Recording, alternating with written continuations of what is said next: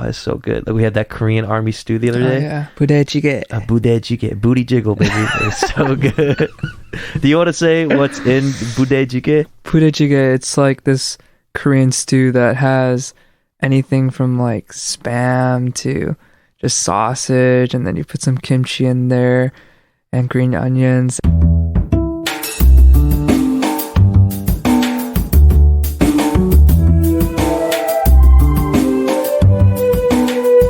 This is Champagne is Also a Band podcast. One songwriter, one song.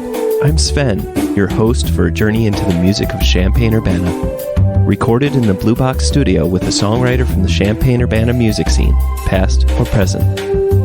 Champagne is Also a Band podcast is proud to be a part of the Champagne Showers Podcast Network.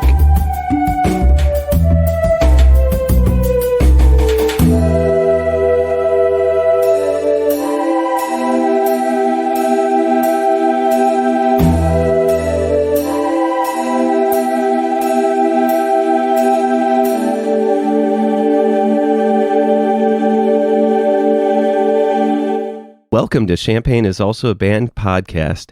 Today, I have Chris and Clint. You may know Clint from such bands as the Illini Contraband, and he was a member of the HIDEOUT. Chris performs under the solo act Kuri Ken. And also was a member of HIDEOUT and served as the president. And Retired. The band that we're going to be talking about today is MOONSYDE. Woo! So welcome to the show.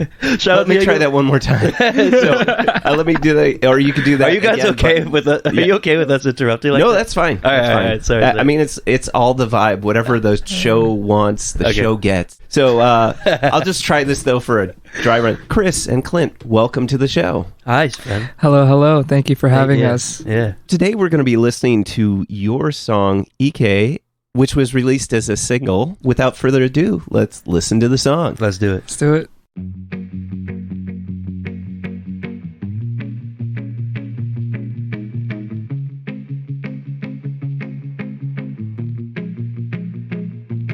Pick it up like it. Pick it up, pick it up.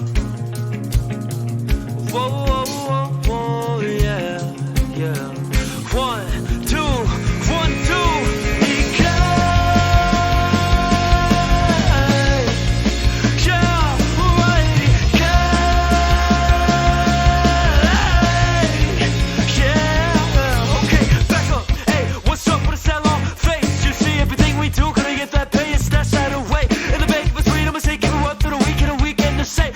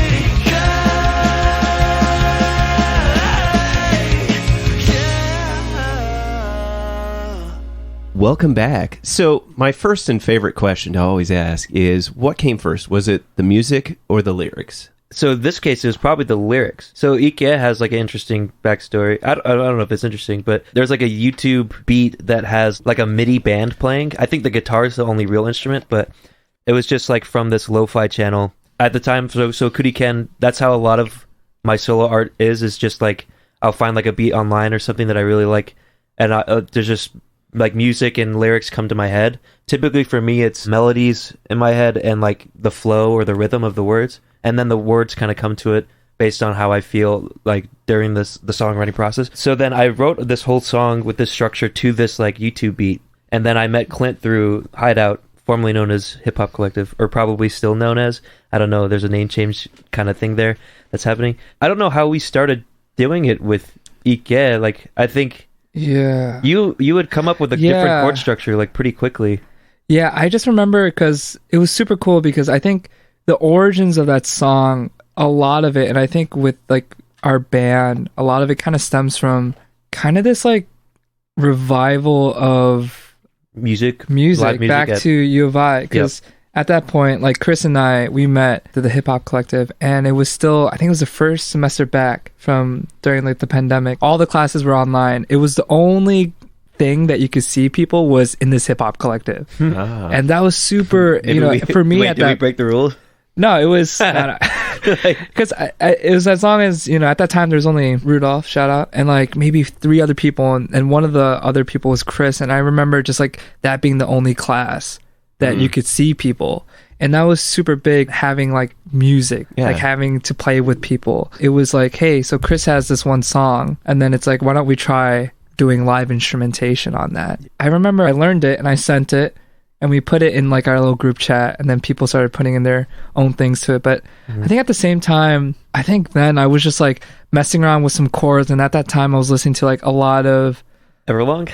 I know, right? I was listening to like a lot of, and I still do, like city pop, like Japanese 80s music. And one specific artist, he's like, shut up, Matt. Yeah, I know, right? Is Tatsuro Yamashita, and like he has this one song called Sparkle. And the Sparkle, it starts off with this one chord. It's just such a, like the very first second of the song, you just hear this guitar. And I was thinking like, oh man, like I kind of like that chord. How about I like move it down the fret? I started just like messing with that chord. And then there's definitely some mixtures of the original song that you wrote lyrics to, in terms of like, okay, I kind of like that vibe. How can I incorporate that with this beginning chord that I first heard? So one of the questions, I feel like I have to ask this, but now I think I understand. Why did you pick G flat as the key?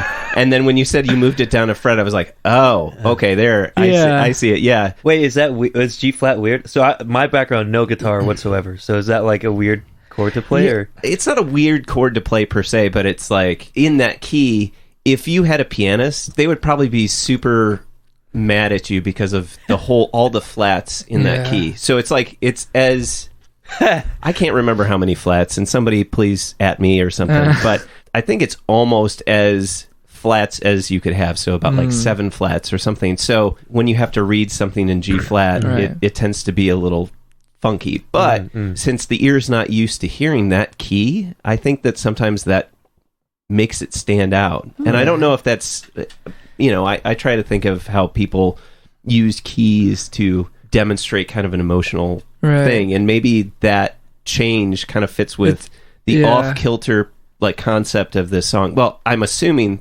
I've made some assumptions in terms of what this song is talking about, but I love to hear. There's something that is super frenetic about this song because of mainly the verses. The words come at you so fast that sometimes you don't necessarily understand them. But the thing is like when words come out like that, then you start paying attention to the rhythm and the overall emotion that's coming through. It's kind of like listening to something in a different language, because then you well, I mean, I do say Japanese like words in there too. So. Which I successfusly translated, but anyway. All right. Well, hopefully I successfully, I think I've only half Japanese, so I might have fucked up. But was the original song that you were, can I say, mimicking? Was that like scale up? So it was like the G flat, the B flat minor, and then the D flat. Was that how the song was organized originally? Yeah, so it's funny because now that you mention it, it's at least with the city pop song, it's definitely in a very like it's a really happy song. When I was first just playing that chord, it's a major 7, and then just bringing it down, I was like, this feels a little bit more moody. Yeah. You know, and I felt that I think that's maybe just in that moment, just like instinctually is like, okay, I kind of like this. And I think the song that you originally wrote, EK to, I think that chord progression was similar. Yeah. But It felt I think a lot happier.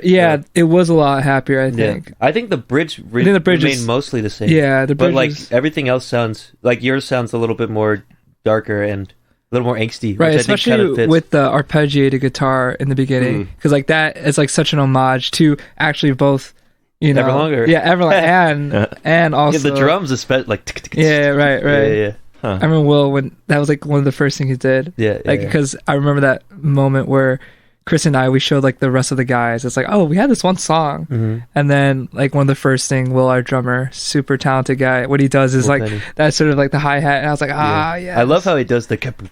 Yeah, like, his like on his kick. That was something that I'd never like would have came up with. I felt like we released a version of the song where it's just guitar and me, like before MOONSYDE, the band was founded, and then so maybe we had like a different direction of where like the whole band would come in. But when you have 9 people come in and kind of throw in what they're thinking, it's just you get like a magical thing that's like super unique. Like I would have never thought of that, but I thought it was really cool, and it's like one of the coolest parts, I think. Yeah, it's interesting that you say a piano player would hate playing that, because that's the song that like doesn't have Diego play. Yeah, right? except for like a very faint like rise of a synth, and he does like cinematic like synth stuff with it, but I think it was mostly because there's like 4 guitars on that song already, so it's like there's already really so much cramped. sonic real estate already there. So maybe we saved him some angst. Maybe, but not. I guess the easiest way to call it is that it's almost all of the black keys on the keyboard, and you know, you've got, I think there's C and F are going to be on the white keys, Yes. but that all the rest are going to be on the black keys in G flat. Well, you were saying that it had a very set, the end of the phrase, the chord progression, you end on a B flat minor, so it has that. How is a minor song somehow sound happy, right? It's exciting. Maybe I said that all wrong, but just think that maybe that moody part that you're thinking about, because it descends back to that B flat minor. I think that has that sad quality, and it's in your mind, you're expecting it to go back to that G flat major. So instead, it feels unfulfilled. So maybe I think that fits. I guess fits with the song and how I've interpreted it. But that's cool. Yeah, it's funny because I know that like Chris and I, one of the first things that I feel like that we connected on was just like our love for like anime, and specifically like anime. Here we go, boys. Like music, you know? Like one of our bands that we love to talk about and listen to is Asian Kung Fu Generation. It's funny that their music is so tied to like my childhood of watching these shows growing up. A lot of openers. Yeah, there's songs that, you know, start off that show, you know, that you so attach so many feelings to. Specifically the way that a lot of these bands from Japan, they incorporate this, there's always like this kind of like extra sauce of like nostalgia or some sort of like longing for something. And I think their choice of chords there and their interesting use of harmony, but I think that's definitely a direction where, you know, when I was like playing the song, it's like all the chords are either like minor or major 7s there, you know? And so it was kind of going away from something that's like a regular old rock song that has a bunch of power chords, but something that there is something else there, that it's not just straightforward. Let's jump into the lyrics a little bit, because I think those also very much tied to this frenetic energy at the same time. I almost want to say, when I say frenetic, I also mean kind of this overwhelming urgency. When me and Clint like came together during like pandemic and stuff, you know, you're holed up in shelter in place, like your series, and you're just like wanting to do something, right? There's an urgency that I just need to make music. I want to make music. Like I have these ideas. And so like, you know, the people that went to Hip Hop Collective were like those people that were super urgent. Like, or else like if you don't have that urgency, you're probably going to be like sit at home and like just trying to get by through these tough times. But if it's just killing you inside to like do this, and like those people that were there was me, him, and the other people were like Akil, who was like the founder of 404, and he was also a treasurer of Hideout. And then Phil Cody, he was my vice president during the time that I served as out. president. Like, I don't want to toot our own horns, but like we're instrumental in kind of like the revival of the scene when everybody was able to come back. Right. Just like a small part of it, but like our little part of it, you know. Yeah, I think there was a great sense of urgency. It's reflective of the time. Yeah, of what you you're know, saying. and I think Yeah. there's just a lot of motion behind that. It's like you only get one you have so chance. much like pent up, and I think for me personally too, it was like my junior year when that first spring break happened that we didn't come back, you know, and it was, at least for me personally, that I started to figure out where I wanted to be and who I wanted to be as like a person, you know, and that first 2 years took time to kind of formulate my identity and stuff like that. And so it felt like it was going on the up, like we were crescendoing to something. And then when everything just got shut down, it was like I felt like something was it was on the precipice of something, you know. Yep. And so when we came back and I see Chris and all these musicians, I want to make up for the thing that I lost. Why call it IKKE? What's the root of IKKE? We talked earlier before the interview, and I said that I really couldn't find a decent translation. So Yeah. I just wanted to chat with you a little bit about like why it was named IKKE, and then also why that's rallying cry. I want to say, Yeah. you know, of this song. You know what's interesting? I still don't know if I have like a concrete answer of where IKKE comes from in terms of like, I was telling you, it's like the Japanese version of saying go, and you're saying go to somebody as if like Clint is racing, and I'm like telling him like go, like IKKE. So it's not like just telling yourself like go or something. It's like telling someone else. I don't know if it's depersonalization is the right word. I've been trying to analyze where is that coming from. Song itself, I would say the melodic parts like I don't feel like finishing the race, like that part. And then the raps, like back up, hey, what's up with the sideline face? Those are like from two different parts of my psyche. Like one psyche is like very logical and sensible. Like I'm here as a graduate student doing a PhD. Like it's like that side. Like you're here to do this academic stuff and you want to do it well. You only get one chance. You're going to waste time on all this music. And then the singer guy is like, I don't feel like finishing the race. Like, I don't want to finish it. Like, I want to do music, you know? And then IKKE goes, and obviously this is the music part, so I would say the go is directed to the music person to say, go, like, do this music thing. But I wonder where it's coming from. If we get into, like, psychology, is there, like, a super ego that's telling the artist to do it and then just tell the logical guy to cool it and stay in his lane? I don't know. Like, where does that come from? So, Right. yeah, that's what IKKE means. It means, like, telling someone else to go, like a command. But in terms of where it comes from, I know it's directed to the artist person, but I don't know where it's coming from. And so that's what's interesting. It's something that I think when I first wrote it, like, that was probably the first, like, melody. When I was listening to that beat, I was like, da, da. I was like, oh, that's cool. And then, like, what can I do as, like, a word that would be, like, the two Ks, IKKE, like, in Japanese, when you pronounce it, there's that pause, IKKE, right? And I think I had that melody line in there, and then that pronunciation kind of fit really well with it. And then everything else just kind of, you know, came together as I was writing about what was going on in my head, I guess. And I'm still kind of processing it, so it's interesting. Yeah. But that's the current state of analysis right now. I think the first verse kind of sums up that idea of what is your actual goal in life. And you use kind of the metaphor of fulfilling your dreams versus actually pursuing maybe even a career. Yeah. Is you've made that analogous to putting a deposit in a bank, right? Like working very hard to put money away, but really the way to fulfill a dream is to put that work into something other than putting money in the bank. Yeah. And that's just interesting. I was very curious about that, and as you described what was going through your head, it kind of, I love how I start connecting the dots on so many of these lyrics. There's some other lyrics in Untapped Youth where I talk about the same thing. Which is interesting, yeah. It's like, burn the check to earn his disrespect. Like, you're getting the check is like a, you know, financially stable thing to do. Putting it in the bank as part of this song. Yeah, it's interesting. Sorry, I just thought I'd make that connection. Well, it's interesting. It kind of made another weird connection, like between the three verses. Well, no, there's two verses. My bad. But then but then you've got the bridge, which also kind of functions like a third verse, but it changes, so you know that it's a transitional part of the song. But I like that how the first verse seems like your own personal thoughts about your own life, and then the second verse seems like how people respond to you because you're actually, let's see, relax, get a back rub, bro. Kind of this idea of like, I can provide my own impetus for doing something, right? Like, don't push something on me. As I said, like, maybe I'm oversimplifying, but I find that the two verses have these, it's you and then it's the world, right? So these two forces working in opposition. So maybe you've got your id, superego, and ego, right? Yeah. But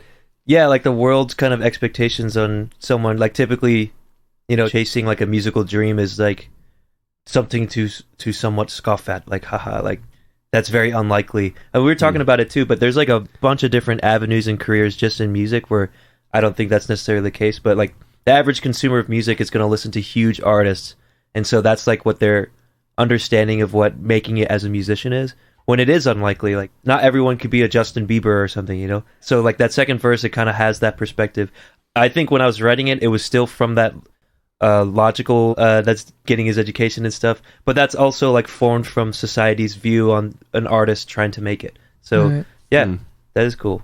Let's talk a little bit about getting this song recorded and also getting all of we the learned band how to members. do it the wrong way. Yeah. Oh, okay. Well, I mean, to get everybody on board. So at this point, you have lyrics and a guitar, and then how did you bring in some of the other parts? One of the parts that stands, I mean, the drumming is great. That it seems like the bass in this is a little underrated, because I feel like in that second, and I don't know why it stands out more in the second verse, but there's just that kind of like, boom, everything's frenetic, but then the bass is just like, we'll get around to it. I feel like that voice is in there. And if you look at Zuhair play, he's just so like chilled. Yeah, it's funny you mentioned that, Sven. Yeah. But I just feel like it has this weird contrast going on, and it's so, I don't know. I wrote down, I just said slick. I don't know. There's just something where, if you look at Zuhair, he has one of those smiles that it's like asymmetrical. I'm sure that the ladies love, but he just like he just plays like bass like this. But yeah, he's a slick guy. Oh man, it's cool. You can parse out that personality from just listening to it. I think he does like slides and stuff, like boom, right. Yeah, it's cool. I think getting everyone to get this song recorded, it's like it was probably like it was like a 2021 fall was when like the song was like already made, right? And we didn't release it until May or March 2023. Yeah. So a year and a half of like, it was like a super long process, because I think specifically because we have members in the band that have some experience with production and getting these things recorded, but at that time it's like either some of us were back in Chicago or some of us were still down here, and so it's like, how do we get all these parts like recorded and everything working out? And then, or it's like, how do we do a record to a click and then layer everybody in, or do we try to do a recording all at once? How the hell do we mix and master all that all that stuff? Like DIY aspect? Yeah, how do we like, find the time? Do we pay somebody to do it? Do we get money? So I remember just that when I first started like just recording the guitar part this time and to a click rather than in like the original, it was just like, okay, I'm just gonna send this idea through, and like there's still this like really like lo-fi version of like IKKE where I remember Matt added like an acoustic guitar, and I was like, oh, this is super cool, and then that's probably as far as we got, where we had some drums on it with Will, we had Matt and I playing some guitar, and then we also had Zuhair with the bass, and then it kind of paused at that moment, and then it's when we came back, and then when we met Jess, part of Hideout, and then Jess, definitely he had a lot of that background and a lot of the equipment, to get us to that next step. It's like, okay, if we're gonna do this, like we're gonna have to start from scratch. And so with this song, if it's gone through so many different phases where it started off with just a thing between Chris and I, and then we would just play it at house shows, and then it's like, okay, let's record this as a band, because that was something that like Chris and I always wanted to do. And I still remember that time where we were in the band room, and it's just like I got to hear it with a full just sound. I was like, oh, this is so sick. And then so we come in and we meet Jess at Hideout, and Jess is super talented, amazing guy. And he drummer and producer. Yeah, drummer and producer. And he, like, at his house that he's staying, it was Chris that you and Will and Jess met up and you recorded. Yeah, so that version he's talking about, it had a lot of cool like feeling and vibe to it, but the reality of it is there is just a lot of push and pull on it. Not everything has to be to a click, but I don't think at that status it was just like too apparent.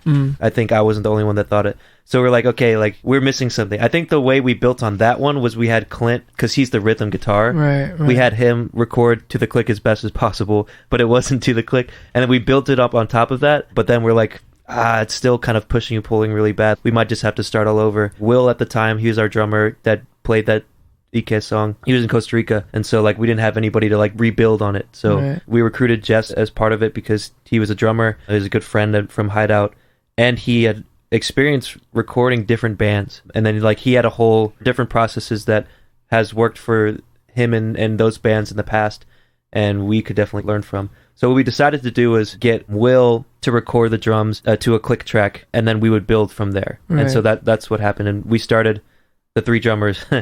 I'm like third string drummer. We started with Will, and then I think we built you next, and then everybody else on top of it.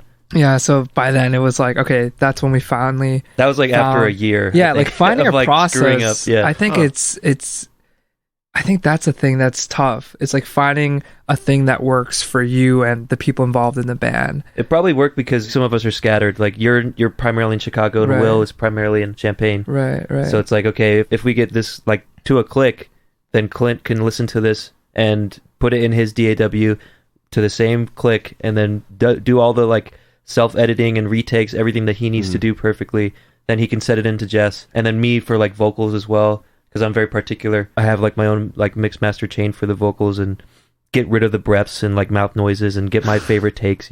That might have been like the best way to do it, just centralized to a click like that. But there are some songs that aren't to a click, but that's how we do it. Yeah.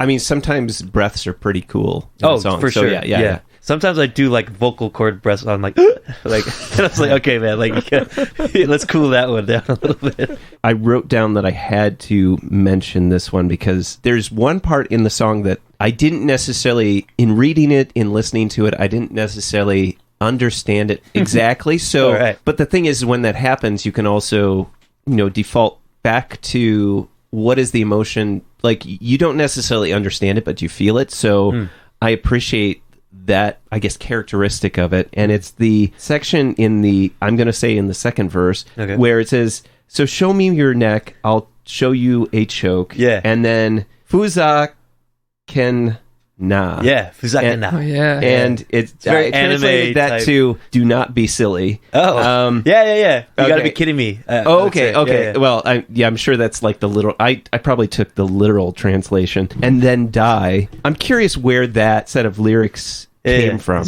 I always felt that specific lyric kind of came from like the... What's up? Like, when you wear your gi and stuff like that. Yeah. So I do Brazilian Jiu-Jitsu, so I do a lot of choking in my free time. But it's like, from the second verse, it's back up, whoa, relax, get a back up, bro. On the real, finna go play shows, throw out all we've grown. Man, we already close. It's like the PhD guy is saying to the musician, like, whoa, like, relax, you're doing all this stuff, you're playing shows, you're gonna throw out what we've done so far in school. And it's like, sleepwalk, comatose to the bullshit, we're supposed to devote to pulling the rope. So it's like, you're going through life sleepwalking, you're comatose, and all of it's bullshit, and we're supposed to devote it to this bullshit.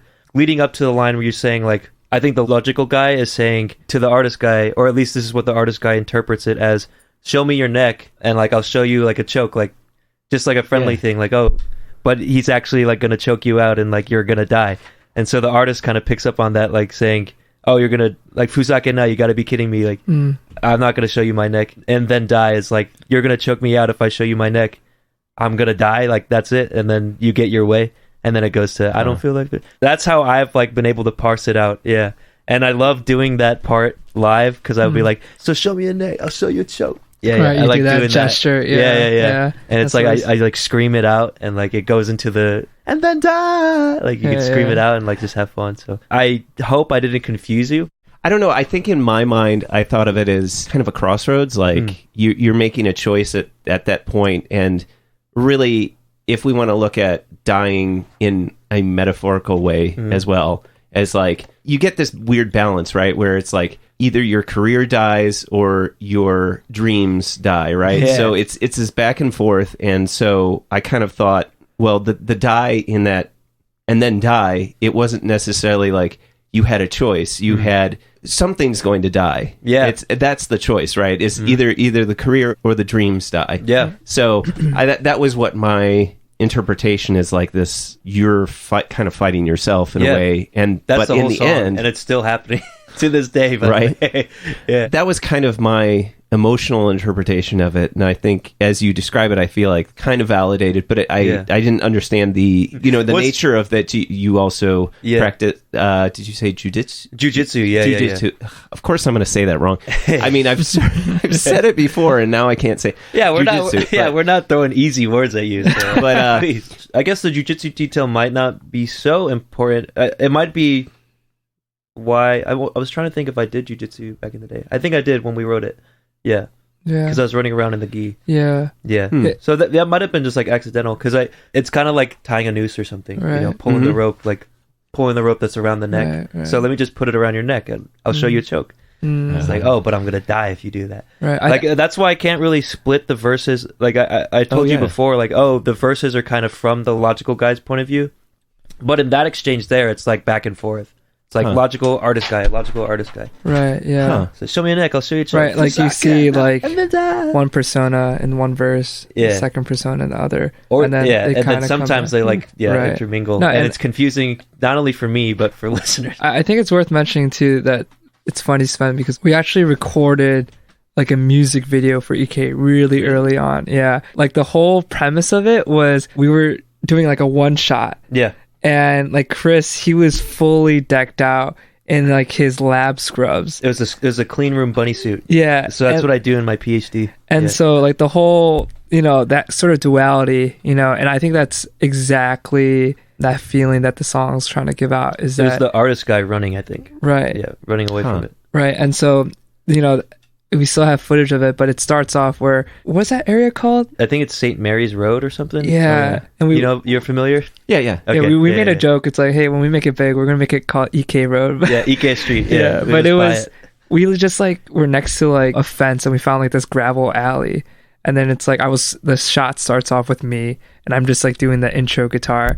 And then all of a sudden, zooms out and then you see Chris just running, like sprinting, and then the shot pans with him, and like we got had a friend like driving. Yeah, so it was like this whole logistical thing, because it's like at the end though, I'm at the end of the last shot, and so we had two cars. Yeah, we had two cars. One car who has like the camera who's doing this tracking shot, and then me who would then like get in my car and just like speed ahead of the camera car and get to my position at the end.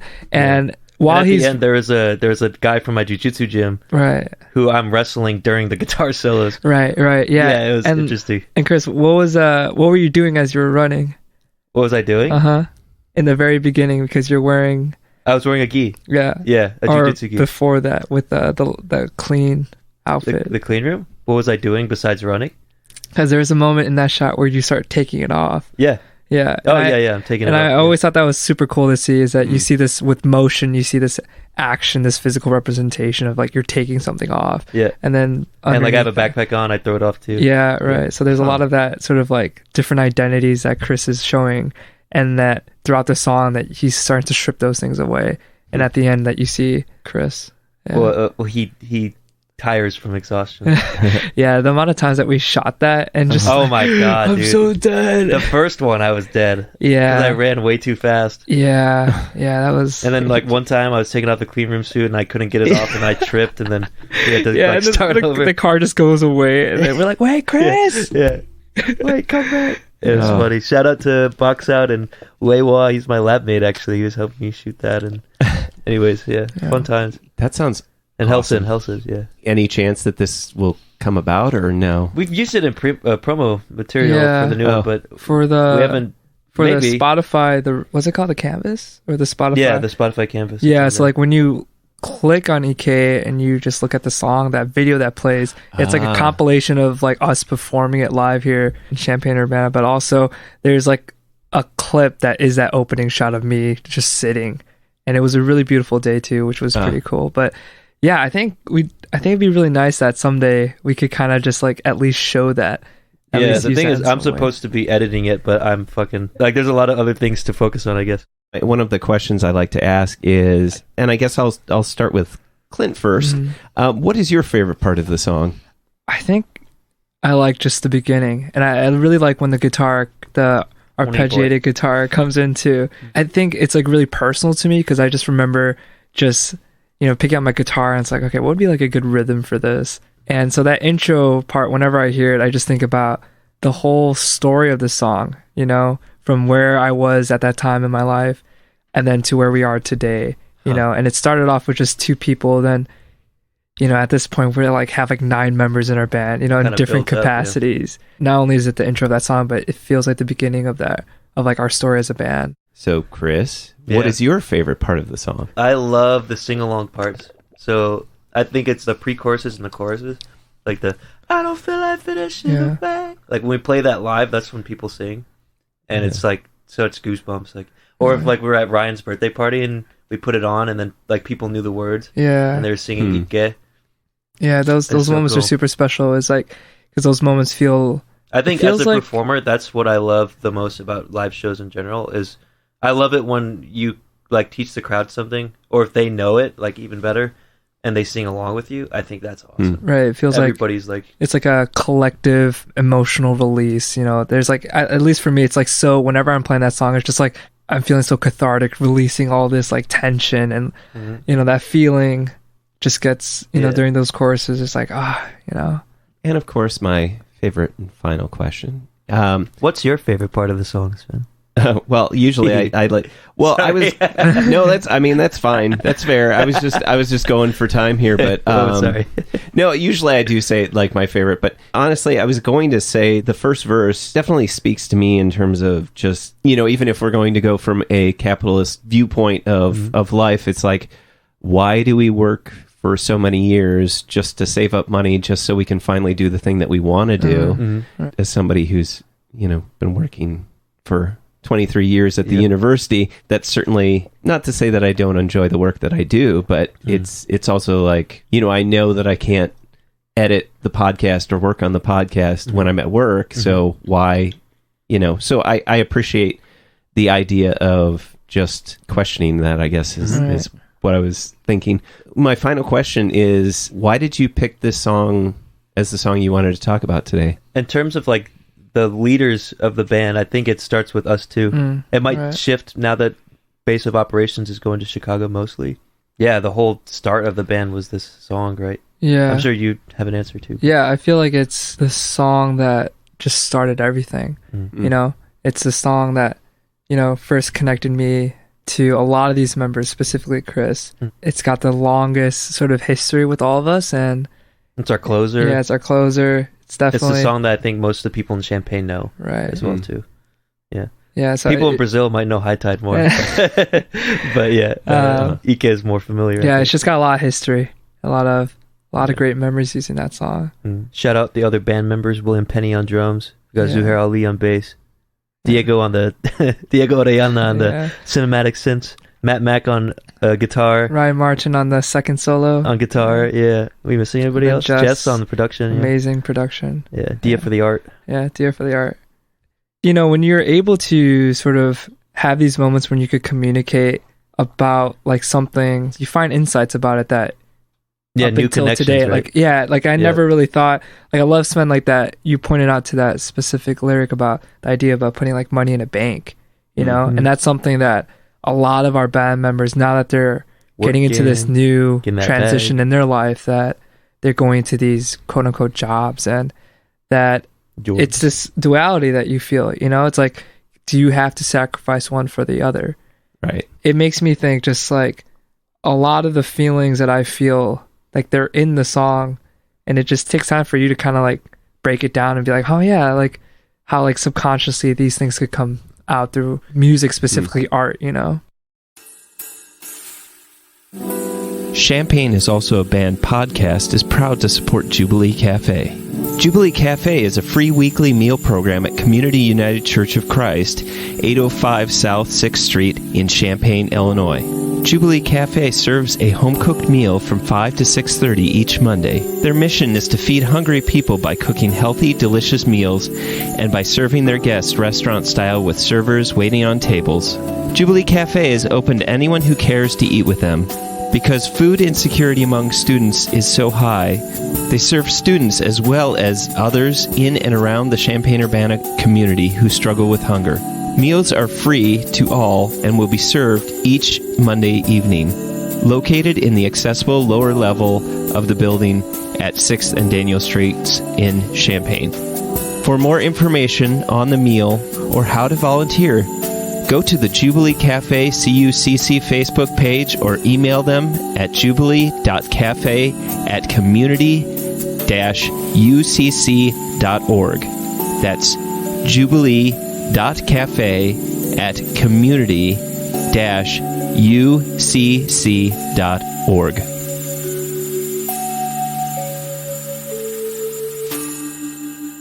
Welcome back. So, Clint, what is your favorite Champaign-Urbana venue? I think there's like one would probably be the biggest venue that we played at was at Canopy, and that was in like collaboration with one of the RSOs on campus. It was Girls Next Door a cappella group. Shout out GND. And yeah, shout out GND. And we were like their backing band. So they do this performance twice a year, first semester and second semester, where all the singers, they have songs that they choose. It's just this list of like 20 plus songs. Yeah. And we Acapella got group with a backing band. Yeah, we got this connection through long history of Illini Contraband, which, you know, that band has a long history at U of I that it's really cool. When I remember the first time that I got access to like the photos of this band, that it stems all the way back to like the mid 2000s. I was like, oh my gosh, like these people that from there have, you know, we've passed down that torch. And so like playing at Canopy Club was super cool because it's like, okay, this is like a venue that a lot of people on campus know, and also it's like the biggest one in terms of like the size. So that one was always really fun. And then having a moment for us to spotlight our band during like the little intermission section was super cool. So was this in like the big room? Yeah, the big room. Wow. Yeah. All right. And so that was super fun. Just like, I remember Will, our drummer, his dad saw, it was like Red Hot Chili Peppers and also Smashing Pumpkins there. And I remember he was just telling me about that. I was like, dang, so like we're playing on the same stage as them. Yeah, so it was a really fun time doing that, especially because the crunch of, they would send us these songs and we would just need to get down straight to it, memorizing or at least charting all these songs out. And it was like, yeah, a lot of work, but the payoff was a lot of fun. I feel like one though that like sentimentally, it is like the 404 house. Yeah. Yeah, the 404 house. The crazy thing is, I remember one of the first times I ever went to a house show in like, you know, the music scene here. I remember coming, like walking down these stairs and just like, what is this? And then I later found out that first house show I ever went to, it was the same house as 404. It was? Yeah. Really?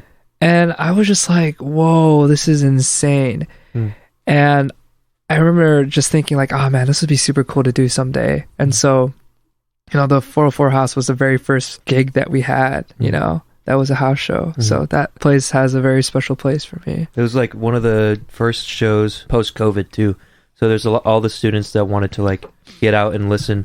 Like some of these people, I guess your classes included, like half of your college career was with the pandemic. Right. So they didn't really have opportunities to go out and party. And so when that finally opened up, like those first couple house shows, 404's first one, and then like the others that were kind of more established, like Waluigi's Mansion, that semester was just like crazy. Yeah, popping. Yeah, I remember like some people from the scene previously were worried that the house show scene would die, like it was on its way out. But then it exploded again, so that was really cool. So Chris, what is your favorite? Yeah, I think I have to say the 404 house, just because like my close friends, Akil and like Tom and Jordan, other Jordan, like they all lived in that house. Like I was just there from the get-go as like, I wouldn't say like a founder because I did not do a lot of the work. Like we needed like a PA system and I helped pitch in for that. We got it paid back, and then we got Sam, he does graffiti, so he spray painted the place down there as like his own like logo. Akil, who runs the 404 House, he uses it as like a venue to obviously get the bands with more pull to like play as closers, but a lot of the artists that he feels like deserve the spotlight to like play like openers and stuff, and a lot of them are people and from Hideout that are like kind of standouts that he wants to like shine. So I just love seeing it as like my friends who like haven't really played shows before, they get to like shine at like a venue, and then I get to experience like these awesome musicians that are like top of the scene, I'd say, that play in this house show that I got to see what it looked like before. I remember like it was like dirty, and after the first show, like we all got sick, so we wonder if it was like a mold problem or something. We like had to like get it cleaned up and like dehumidify the place, and like so it was just cool that we got to like see it, build it up, and Akil has like a great like artistic mind and marketing and promo material. So I just love that house show scene. I think that's probably my favorite venue. There's a lot of cool venues here. I think Rose Bowl is a cool venue. Oh yeah, Rose Bowl Tavern. We haven't got to play outside, but just the fact of an outdoor venue, I think would be really fun. We did that one time in front of Wesley on Green Street. Yeah. Or Joe's. Yeah, we did it at Joe's too. Also the quad. Yeah, the quad would be cool. Yeah. No, you remember Quad Day? Where like the beginning started. Yeah. We played Quad Day and we bummed a table and everything. Yeah. That was that story is Yeah, but I'd probably say that my favorite is a 404 House. Yeah.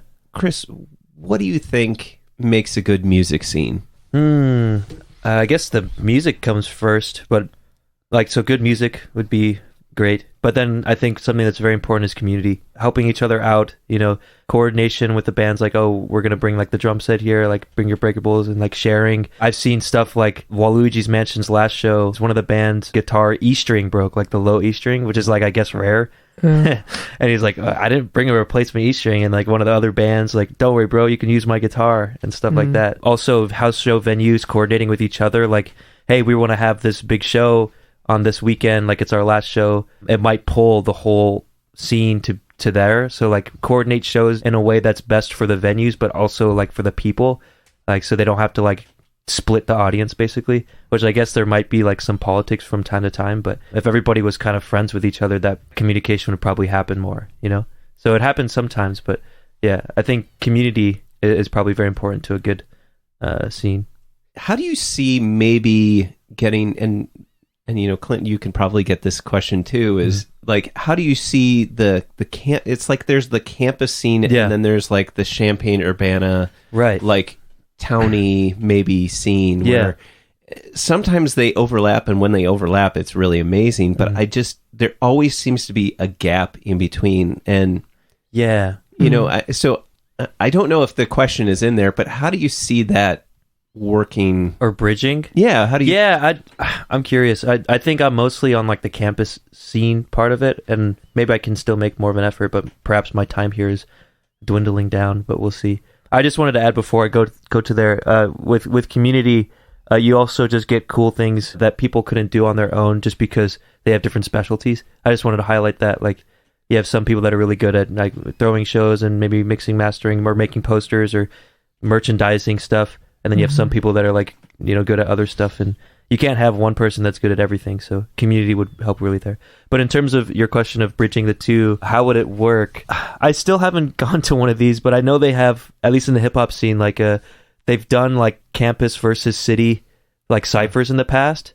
Yeah. And I don't think it's ever like contentious. Like I've never heard of anybody like breaking out in fights. Like It's usually like, oh, that was dope, you know, like let's work on stuff. It'll just take like both kind of scenes to just reach out to each other and maybe collaborate more. Like I see, for example, like Hideout, it's a lot of campus people, of course, it's an RSO, but a lot of the people also kind of bridge with this other kind of hip-hop group that's, I think, started up in the last couple of years called Half House Studios. From what I can see, it's a very similar vibe. I think both groups would like gel well together. We just have to like kind of reach out and like maybe just like put some effort in there. But yeah, we just haven't done it yet. Hey Chris, what about the Hip Hop Express, that bus? Yeah, the Hip Hop Express is super cool. I'm not sure if you're familiar. It's been mentioned, and I haven't done the extra like research homework on it. Yeah. The marketing isn't the best either, but like Dr. Patterson's doing the thing. It's basically like a studio on wheels. I think Junie might have talked about it. Yeah. So William Patterson is a professor on campus. He serves as hip hop collectives advisor. He also has like hip hop entrepreneurship class. It's all just talking about the cultural wealth of hip hop and how we all love it and celebrate it. How a lot of the genre's pioneers, like in the beginning, like Grandmaster Flash and stuff, these guys were like technological geniuses who innovated the game by using technology, and he just wants to like highlight that. Like he has like a series called like Ghetto Geniuses, the root of hip hop, and like it's like rooted in technology. And so he just wants to make sure that that messaging is hit home to these communities, you know, typically that are poorer, typically minority based, and like in hip hop's case, like the American Black youth, to not like discourage them from STEM or technology or anything. It's like, no, it's rooted in the culture. Like it's how it started. It's because these young black boys in the ghetto were so dope with the technology, they were able to make something that everybody loves. So what he's trying to do is bring the cultural wealth of UIUC, which is a crazily stacked STEM university. Like electrical engineering and computer science is consistently top 5 in the nation. That's like MIT, Harvard, and like UIUC. It's like all up there, right? Like we've had founders of like PayPal and YouTube that have done their time here. Freaking the LED guy, Holignac, the building that I work in, the LED was like founded by that guy, you know, like, so that's crazy. The fact that there's a disparity between this college and like the town around it. And it kind of talks about the music scene too. There's a disparity there. It shouldn't happen, right? If everything's working correctly. So his thing about the bus is to, well, let's just bring that technology, that cultural wealth of the UIUC, technologically speaking, and bring it out to the rest of the city and just do it in a scrappy way. Like we're going to put it all on a bus and we're going to bring it to the hood. And we're going to let like kids come through. And he's told me like when he goes to the hood sometimes, like they hear gunfire and stuff and they have to like roll up and stuff. It's crazy. That's like what he's doing. And it's a super dope thing. And HIDEOUT, like we're collaborating with him and we're trying to build that relationship more and more so we can kind of serve as mentors. Typically we partner with the Boys and Girls Club at Don Moyer, which is like right outside of campus, actually. It's very close. And like all of our proceeds from HIDEOUT go to that program. Programs like that, perhaps, that's more of like a youth outreach, I would say, though. It's more of like, we want to, you know, keep the kids out of trouble. So like the way you do that is intervene early. It's hard. He talks about like once they have like driver's licenses and stuff and they're independent, it's like, it's really hard to get them out of there. So it's more of a youth thing. Whereas the question I think is more so, well, maybe that does, yeah, if the city's youth has a good relationship with the city's university. So yeah, that might be a good point. Yeah, actually, it's like investing in the future. But I guess also I would just hope that more people like in the now can do it. And I think it's possible. You just need to, you know, make that effort to reach out. So Clint, what do you think makes a good music community? I feel like you need to have just celebrating a whole bunch of different varieties of people, really.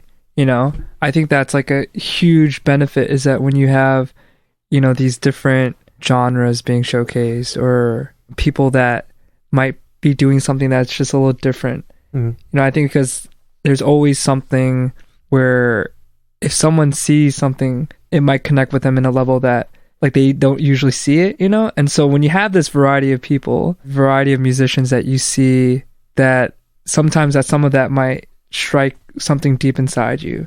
So I think that if you have like a spectrum of all these great musicians, that one of them is bound to connect with someone. I feel like that's a huge thing. Like you were saying, Chris, about like the music obviously has to be great. And you also need this sort of diversity of music. You know what?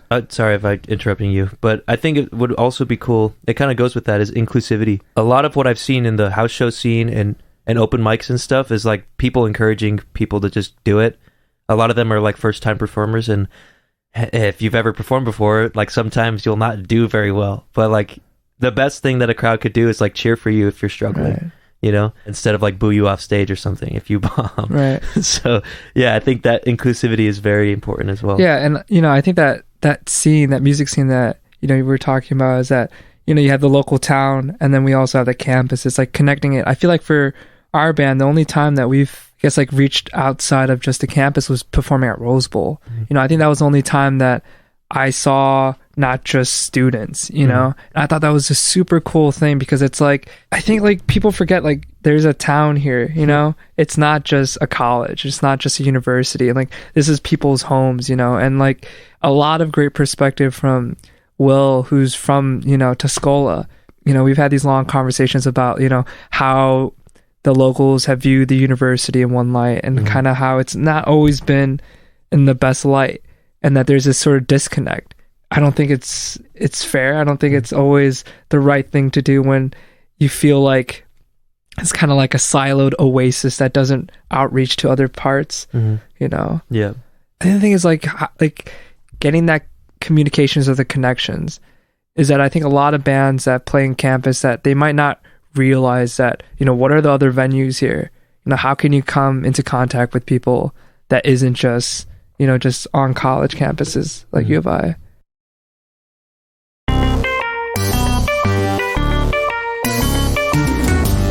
Champaign is also a band podcast is proud to support Exile on Main Street.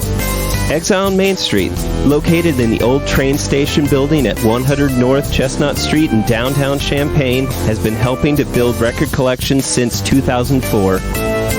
Carrying a wide array of new and used LPs, CDs, and video games. Exile on Main Street has something for just about any music enthusiast and old school gaming devotee. Exile also hosts regular free live music shows on its stage, so be sure to check out their Facebook, Instagram, and Twitter pages for the up-to-date details on the next upcoming event. Open 7 days a week, they can be reached by phone at 217-398-MAIN. That's 217-398-6246. Welcome back. So, Clint, what is your favorite non-musical thing or things? I feel like one just right off the top of the head is just watching anime.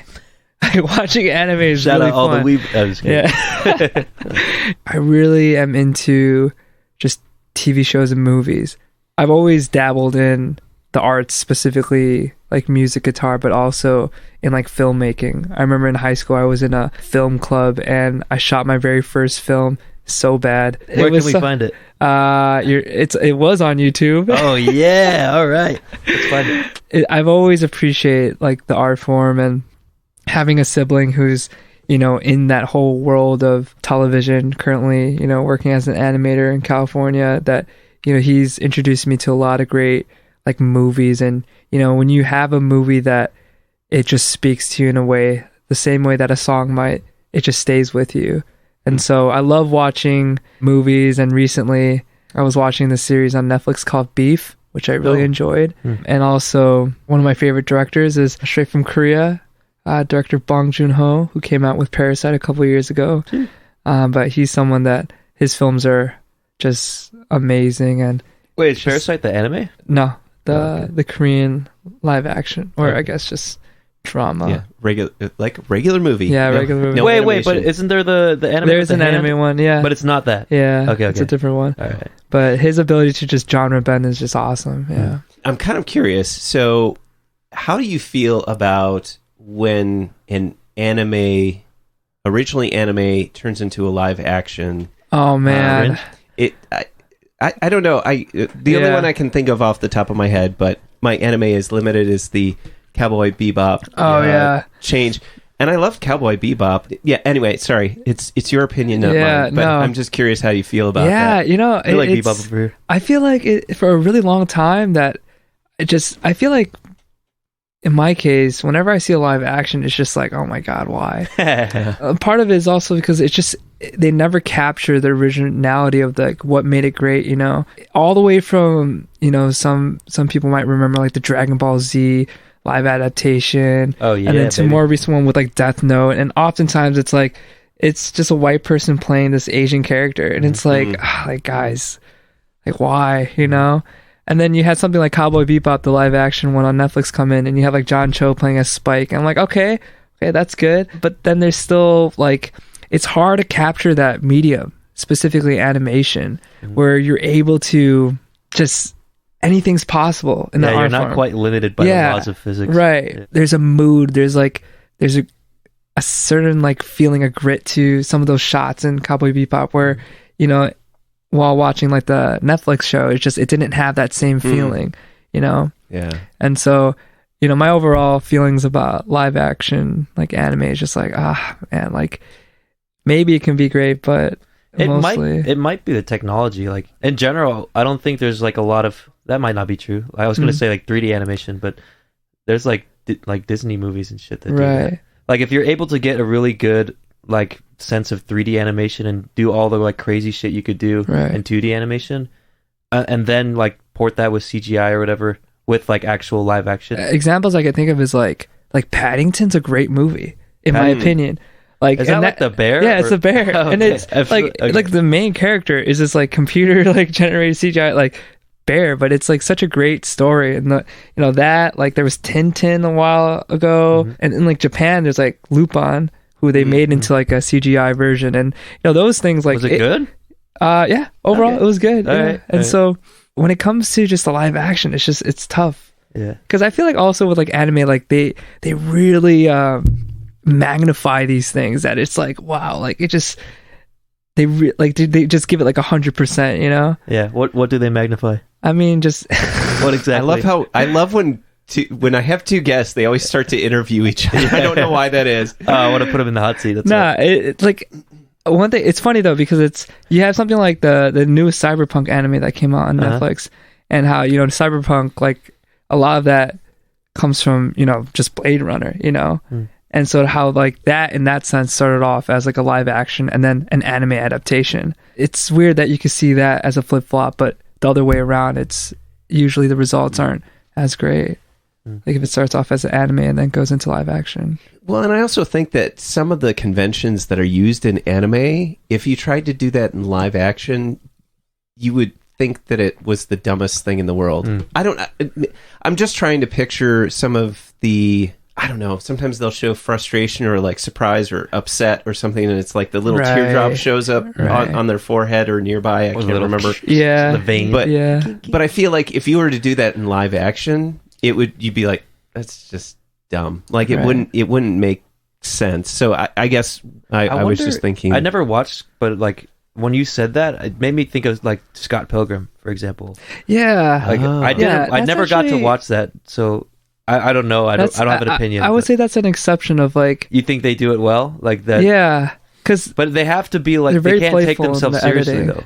Right. In that sense, right? Like they. Well, I think with that movie too, like the director Edgar Wright, like his ability to edit and his shots are just so playful and just not traditional in that sense. Where you have a scene where someone's on the phone, and the next thing the person picks it up, it's like a next day, it's like hello, and it's just like the way that he cuts it. There's a playfulness in it that I think it's so maybe like a super serious anime might not be good for that yet. But like something like JoJo might have like a good like if they could just go really ridiculous, and like not take themselves seriously, maybe it would port well. But I don't know, because Cowboy Bebop's kind of like serious and thought provoking, right? Yeah, and like very smooth. Yeah, but if anything is whack or corny, it throws off the whole vibe. Right? So, there is a One Piece live action that they're making. I wonder because One Piece is goofy as fuck. Like I love One Piece, so maybe it'll be good, but I don't know.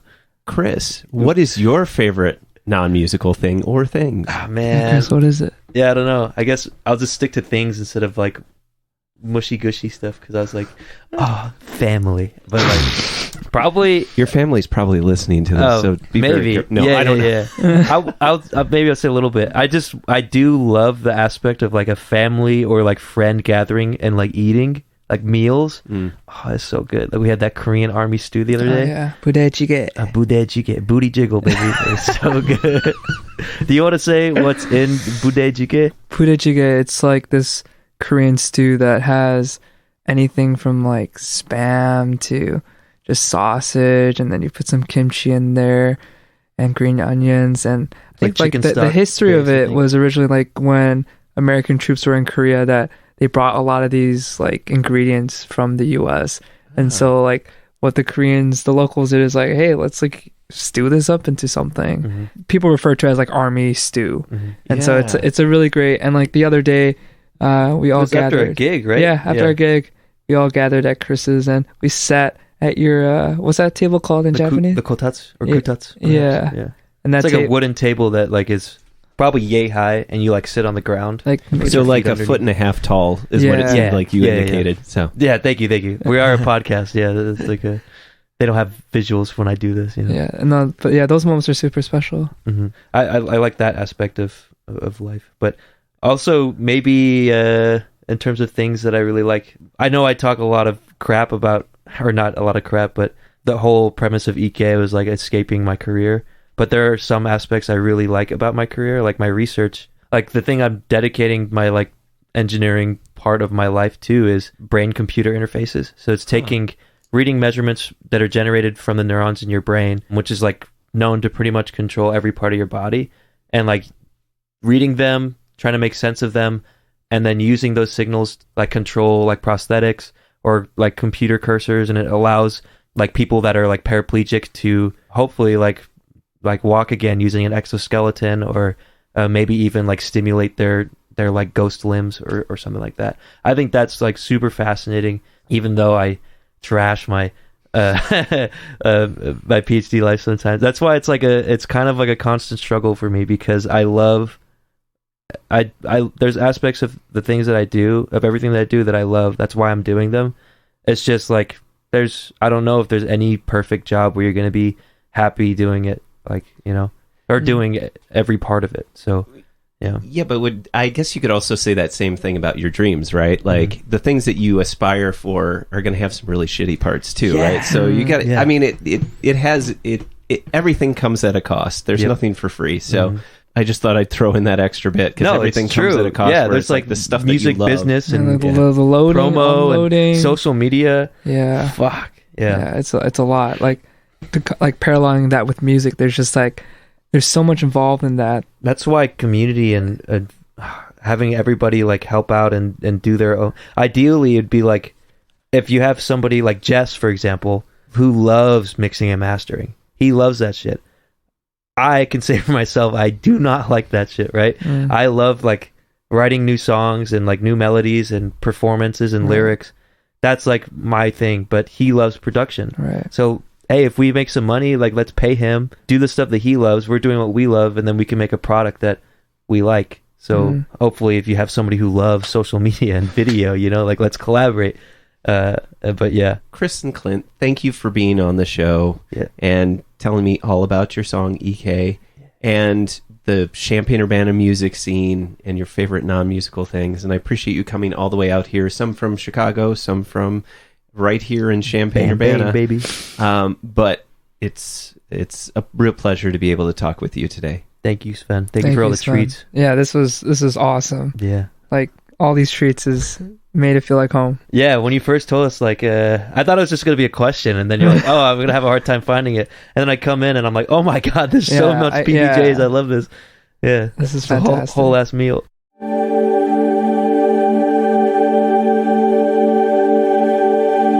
Thank you for listening to Champaign is Also a Band podcast.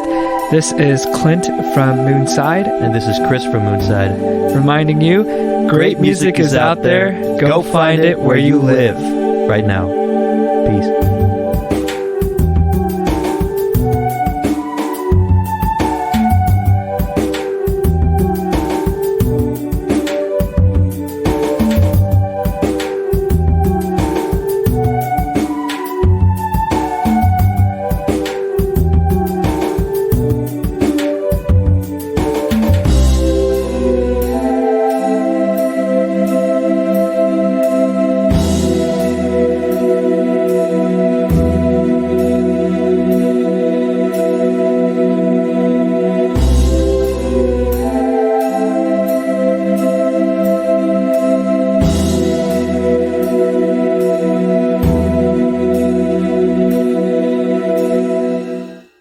By the way, can you guys hear me chew my boba, or is that like should I cool it? That's a wrap. Champaign is also a band.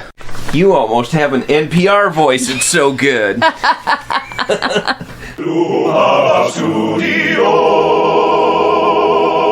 South Bigger on the inside.